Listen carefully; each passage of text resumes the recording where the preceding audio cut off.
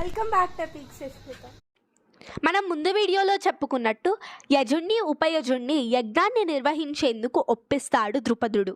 అయితే యజుడు ఉపయజుడు కలిసి యజ్ఞాన్ని నిర్వహిస్తారు. అయితే యజ్ఞం మధ్యలో యజుడు ద్రుపదుడి భార్యకి ఒక పానీయాన్ని తాగమని ఇస్తాడు. కానీ ఆమె అంద ఔషధాలను వాడడం వల్ల ఆమె ఆ పానీయాన్ని తాగదు. అది పట్టించుకోకుండా యజుడు యజ్ఞాన్ని నిర్వహిస్తూనే ఉంటాడు. అప్పుడు అనుకోకుండా యజ్ఞం మధ్యలో నుంచి ఒక అబ్బాయి జన్మిస్తాడు. ఆయనని దృష్టద్యుమ్నుడు. ఈయన ద్రోణాచార్యుడి మరణానికి కారణం. దాని తర్వాత ఒక అమ్మాయి జన్మిస్తుంది. ఈమె పేరే యజ్ఞసేని. ఈమె ద్రౌపదుడి కూతురు కావడం వల్ల ద్రౌపది అని, పాంచాల రాజకుమారి కావడం వల్ల పాంచాలి అనే పేర్లు వచ్చాయి అని చెబుతారు బ్రాహ్మణ కుటుంబం. ఆ విధంగా వారు ప్రయాణం సాగిస్తూ ఉండగా అనుకోకుండా సూర్యాస్తమయం అవుతుంది.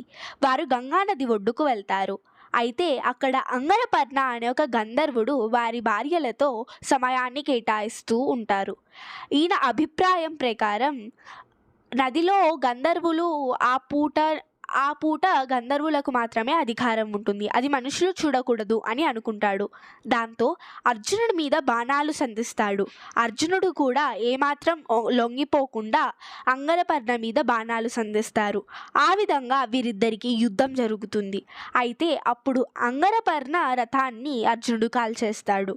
దాని తర్వాత అంగరపర్ణ ప్రాణాన్ని వదిలేయి అని అంగరపర్ణ భార్య అయిన కుంభసేని అర్జునుడిని ప్రాధేయపడుతుంది.